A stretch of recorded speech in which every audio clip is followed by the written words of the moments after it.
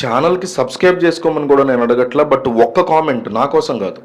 'బాహుబలి' లాంటి తెలుగు సినిమా చరిత్రని, గతిని కంప్లీట్‌గా మార్చేసిన రాజమౌళి లాంటి వ్యక్తి కోసం థ్యాంక్ యూ రాజమౌళి అని, అట్లాంటి సినిమా కోసం మన కోసం చాలా కాలం కష్టపడిన ప్రభాస్‌కి లవ్ యూ ప్రభాస్ అని ఒక్క 2 కామెంట్ లేదా ఒక్క కామెంట్ అయినా రెండిట్లో ఒకటి వేయండి. మిగతా వాళ్ళు కూడా చాలామంది కష్టపడ్డారు definitely. But still top priority వీళ్ళిద్దరికీ వస్తుంది కాబట్టి thank you Rajamouli, love you Prabhas ఈ 2 కూడా కామెంట్ చేయండి కుదిరితే, లేదా ఒకటన్నా కామెంట్ చేయండి. ఎందుకంటే తెలుగు సినిమా చరిత్ర అనేది బాహుబలికి ముందు తర్వాత కింద ఖచ్చితంగా డిస్క్రైబ్ చేయాలి. 10 సంవత్సరాల క్రితం వచ్చినటువంటి బాహుబలి 1, ఆ తర్వాత వచ్చినటువంటి బాహుబలి 2 రెండింటిని కలిపి క్లబ్ చేసి మిక్స్ చేసి 3 hours 45 minutes రన్ టైంతో నడిపించిన బాహుబలి ది ఎపిక్. ఇది ఏం చెప్పాలి దీని గురించి అంటే సింపుల్గా చెప్తున్నా, ఇది ఒక 10 సంవత్సరాల క్రితం సినిమా అన్నట్టుగా ఎక్కడ ఏ మూల అనిపించలేదు. ఎస్పెషల్లీ బ్యాక్గ్రౌండ్ మ్యూజిక్ విషయంలో, క్వాలిటీ విషయంలో ఇంకా దాన్ని రీడిఫైన్ చేస్తూ వెళ్ళారు. క్వాలిటీ అయితే అది ఇప్పుడు చేయగలుగుతాం ఇప్పటికిప్పుడు, కానీ బ్యాక్గ్రౌండ్ మ్యూజిక్ని ఎట్లా చేస్తాం అది అప్పుడే చేసుకునేది కదా. ఆ బ్యాక్గ్రౌండ్ మ్యూజిక్ కూడా ఇప్పటికీ ఎందుకురా బాబు, ఈ రీజన్ వల్లే కదరా బాబు ఇచ్చారు కీరవాణికి ఆస్కార్ అన్న లెవెల్లో అనిపించింది నాకైతే. అంటే ఒకసారి ఫస్ట్ హాఫ్ని కనుక మనం అబ్జర్వ్ చేస్తే ఎక్కడా కూడా స్లో పేస్ అనేదే లేదు. అంటే టూ మచ్ ఆఫ్ రషెస్ కనిపించాయి.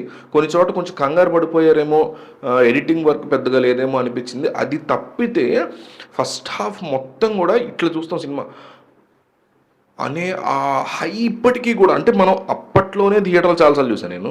ఇక టీవీలో మనం మా టీవీ వాడు పొద్దునుంచి రాత్రి దాకా వేస్తూనే ఉంటాడు ఏ పండుగ వచ్చినా. అయినా కూడా ఇప్పుడు మళ్ళీ థియేటర్కల్ ఎక్స్పీరియన్స్ కోసం వెళితే మాత్రం ఫస్ట్ హాఫ్ ఆ లెవెల్లో లేపి మైండ్లోకి ఏ లెవెల్లో ఎక్కించేసాడంటే, అమరేంద్ర బాహుబలి అను నేను ఆ ఎపిసోడ్కి ఇప్పటికీ కూడా వెంట్రుకలు ఇట్లా నిక్కబొడుచుకున్నాయి. అలాంటి సినిమా రాజమౌళి కూడా తలుచుకున్న మళ్ళీ తీలేడేమో అబ్బా. అసలు పీక్స్ అనమాట. తల తెగిపడేటువంటి సన్నివేశం కావచ్చు. అంటే భారతదేశ సినిమా చరిత్ర కోసం రాజమౌళి మెదడులో సృష్టించబడినటువంటి ఈ క్యారెక్టర్స్, వాటికి తగ్గ కథలు, దానికి ప్రభాస్ లాంటి ఈ క్యారెక్టర్ని రాజు అంటే ఇక ప్రభాసే అని, ఎలా అయితే కృష్ణుడు రాముడు అంటే రామారావు గుర్తొస్తారో అట్లాగా తెలుగు సినిమా చరిత్ర ఎన్ని సంవత్సరాలు ఉంటే, ఒక 1000 సంవత్సరాలు ఉంటే ఆ 1000 సంవత్సరాల్లో కూడా రాజు అంటే ప్రభాసే, కింగ్ అంటే ప్రభాసే అనే ఫీలింగ్ క్రియేట్ అయ్యేలాగా ఆ క్యారెక్టర్ని ఓన్ చేసుకున్నటువంటి విధానం ప్రభాస్ అసలు అల్టిమేట్ అనమాట. ఇక దాని గురించి మాట్లాడేటువంటి పని లేదు.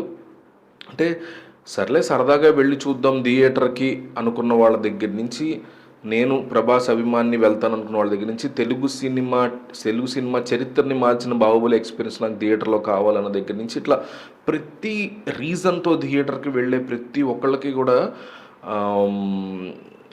మెంటల్ ఎక్కిచ్చేసాడు. ఇంటర్వెల్ బ్యాంగ్లో you don't need to wait for 2 years to know why Kattappa killed Baahubali అని చెప్పి ఇంటర్వెల్ బ్యాంగ్ చేశాడు. అక్కడి నుంచి సెకండ్ హాఫ్ మొత్తం కూడా సెకండ్ పార్ట్ని ఎడిట్ చేశారు. ఏదైతే ఫస్ట్ పార్ట్ ఉందో దాన్ని అట్లా అనమాట. అంటే మనం ఏం చూసాము, ఇంటర్వెల్ బ్యాంగ్ ఏమో ఈ ఒక విగ్రహం పైన ఇంకో విగ్రహం వస్తుంది కదా పార్ట్ 1, పెద్ద యుద్ధం అయిపోయాక ఎండ్ అయిపోయి అక్కడ బాహుబలి ఎందుకు కిల్ చేశాడని చూపిస్తారు. ఈ మొత్తాన్ని తీసుకొచ్చి ఫస్ట్ హాఫ్లో పెట్టారు జాగ్రత్తగా ఎడిట్ చేసి. సెకండ్ పార్ట్ మొత్తం కూడా అమరేంద్ర బాహుబలి అవన్నీ అసలు ఏంటి ఆ కథ, స్టోరీ అండ్ బ్యాక్గ్రౌండ్ అండ్ మళ్ళీ కొత్త బాహుబలి రావడం, కొడుకు రావడం, ఇవన్నీ కూడా సెకండ్ పార్ట్లో పెట్టారు. ఎక్కువగా యాక్షన్ సీక్వెన్సెస్ మీద బాగా ఫోకస్ చేశారు. క్వాలిటీని బాగా రీడిఫైన్ చేశారు. థియేటర్లో ఖచ్చితంగా గూస్ బంప్స్ రావడం అనేది చిన్న మాటని చెప్పుకుంటా నేనైతే. విజువల్ క్వాలిటీ కానీ, ఆడియోస్ కానీ మీకు అంటే ఇలాంటి థియేటర్ల ఎక్స్పీరియన్స్ ఈ మధ్య కాలంలో వచ్చినటువంటి సినిమా కూడా మనకి వద్దు. అట్లాంటి 10 సంవత్సరాల క్రితం రాజమౌళి తీసినటువంటి బాహుబలి ఇచ్చిందంటే మాత్రం నెక్స్ట్ లెవెల్. మళ్ళీ మహేష్ బాబు సినిమాతో అదే లెవెల్, వారణాసి అని టైటిల్ దానికి మనం ఆల్రెడీ రివీల్ చేసాం మన ఛానల్లో. వారణాసి సినిమాతో అదే లెవెల్ ఆఫ్ హై రాజమౌళి ఇవ్వాలని, రాజమౌళి కెరీర్ ఎండ్ అయ్యేలోపు మహాభారతం లాంటి ఒక ఆల్ టైమ్ బిగ్గెస్ట్ ఎపిక్ని తీసి ఇండియన్ సినిమా హిస్టరీలో ఎన్నటికీ మిగిలిపోయేటువంటి గొప్ప డైరెక్టర్గా రాజమౌళి ఉండాలని నేనైతే కోరుకుంటున్నా. ఇది మస్ట్ వాచ్ థియేటర్ల ఎక్స్పీరియన్స్. నేను చాలాసార్లు టీవీలో చూసాను, నేను చాలా అప్పట్లో థియేటర్లో చూసాను మాత్రం ఎవ్వరూ అనుకోకండి. థియేటర్కి వెళ్ళండి, టికెట్లు బుక్ చేసుకోండి, ఫ్యామిలీస్తో చూడండి. బాగా కట్ చేశారు, 2 పార్ట్స్ని మీరు చూడొచ్చు, మీరు బాగా ఎంజాయ్ చేస్తారు థియేటర్లో.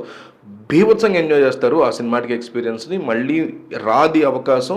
ఎందుకంటే 3:30 గంటల పాటు రీ రిలీజ్ అనేది ఇవ్వడం ఇప్పట్లో అయితే కుదరదు. ఇప్పుడు కొన్ని సినిమాలు ఉన్నాయనుకోండి, జల్సానో, పోకిరియో, ఇంద్ర వచ్చింది మొన్న, ఇట్లాంటి సినిమాలు మళ్ళీ రీ రిలీజ్ ఇవ్వడం పెద్ద మ్యాటర్గా థియేటర్ల వాళ్ళే డిస్ట్రిబ్యూటర్స్ ప్రింట్ కొనుక్కొని మళ్ళీ ఇచ్చేస్తారు.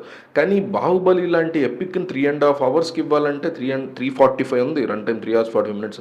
సో ఇంత టైం ఇవ్వాలి అనేసరికి థియేటర్ వాళ్ళు కూడా ఆలోచిస్తారు నెక్స్ట్ టైం రీ రిలీజ్ టైంకి. అఫ్ కోర్స్ ఇస్తారు కానీ తగ్గుతూ ఉంటుంది కాస్త థియేటర్స్ ఇచ్చే టైము. సో అందువల్ల మిస్ అవ్వకుండా మస్ట్ అండ్ మస్ట్గా ఈ సినిమాని అయితే మీరు ఎగ్గబడి వెళ్ళి చూడండి. ఎగ్గబడి వెళ్ళి మస్ట్ వాచ్ అని నేను ఈ మధ్యకాలంలో ఏ సినిమా గురించి చెప్పాలా, ఖచ్చితంగా వెళ్ళి చూడండి.